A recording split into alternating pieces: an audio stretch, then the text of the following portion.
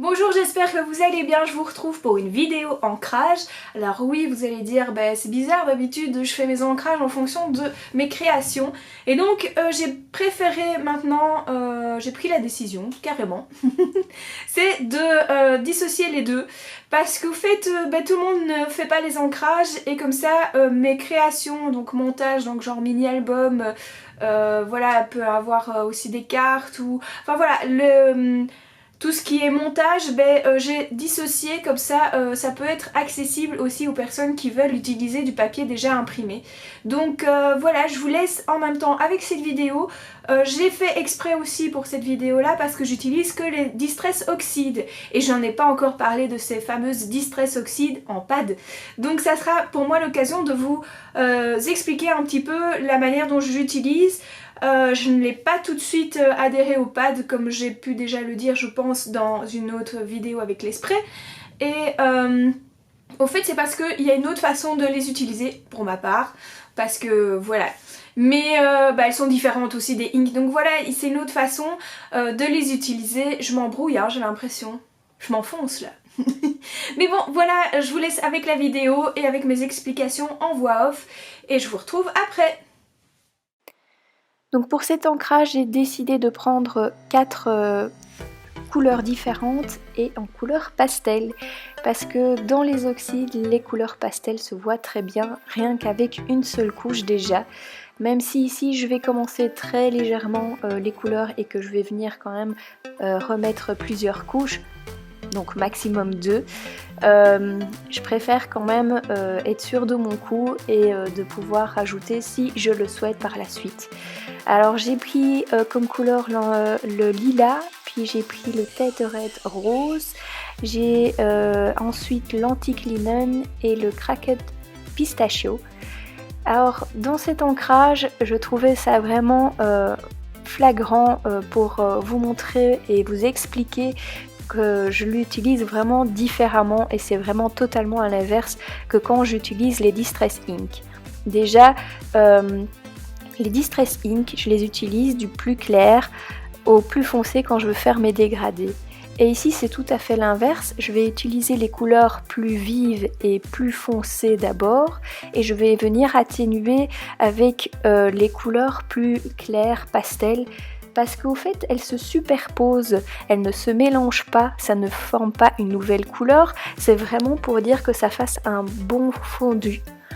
Et ici j'ai vraiment décidé de prendre 4, comme ça vous voyez vraiment cette superposition qui ne fait pas une mauvaise couleur qui ne donne pas envie ou qui vraiment va gâcher toute la réalisation. Vous pouvez remarquer qu'à chaque fois je ne décharge pas mon applicateur après avoir chargé d'encre parce que avec ces encres là elles sont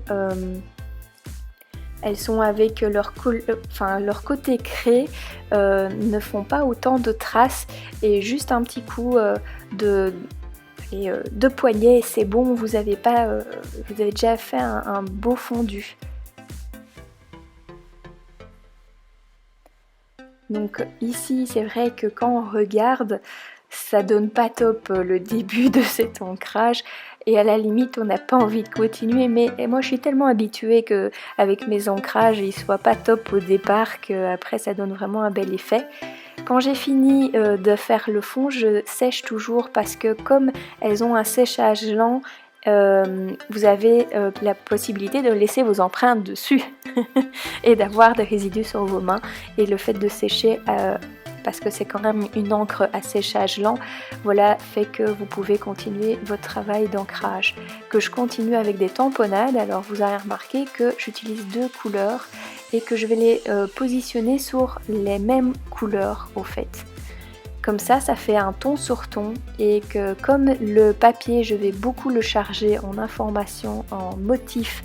Donc du coup voilà, il faut parfois laisser quand même un peu atténuer. Donc sur les taches vertes, il y aura les feuillages verts et sur le mauve, il y aura la couleur de la fleur au fait qui est dessus aussi. Je continue dans les motifs avec des petits tampons Show and Flower. Oui, je suis désolée, je vous bassine sûrement avec ça, mais j'en peux rien, c'est mon coup de cœur, vraiment. Et là, ils ont fait des planches sur la créativité. Et donc là il y a un encreur, il y a des ciseaux, il y a le masking tape et vous avez l'applicateur d'encre aussi. Donc voilà, je l'ai fait encore sur ton et c'est vrai que je vous montrerai vers la fin de la petite démonstration d'ancrage de plus près pour vraiment voir les motifs. Donc toujours j'essaye de rehausser avec du blanc ou du noir des petites informations qui va faire rehausser tout le reste de l'ancrage. Bien sûr, il faut toujours essayer de tester parce que si vous avez mis la couleur noire ou même blanche et que vous ratez, vous pouvez recommencer tout. Ici, il y a beaucoup d'informations aussi parce que cet ancrage va être découpé après en petites parties pour faire des petites réalisations comme des ATC, marque-pages ou des codes flipbook. Je termine par une chose que je n'aime pas forcément faire parce que je me rate souvent. C'est vraiment une touche que je trouve vraiment super belle parce qu'avec la mousse Nuvo, vous avez vraiment ce côté relief. Mais voilà, si vous loupez, vous savez pas dire de rattraper la chose. Ici, j'utilise le côté transparent du masque pour pouvoir justement ne pas superposer ce motif avec la mousse Nuvo sur les tampons que j'ai mis un peu partout. Donc voici de plus près. Voilà, la vidéo s'achève, j'espère que ça vous a plu. Donc oui, je vais encore vous demander si ça vous plaît ce genre de petites vidéos rien que d'ancrage. Je teste un peu tout et c'est vrai que ça me paraissait tout à fait normal de vous poser la question vu que oui c'est ma chaîne mais c'est vous qui la regardez, donc voilà, j'aime bien avoir votre avis aussi. Donc n'oubliez pas de mettre des petits pouces bleus, de vous abonner à ma chaîne si ce n'est pas encore fait et je vous dis à une prochaine fois pour une prochaine vidéo.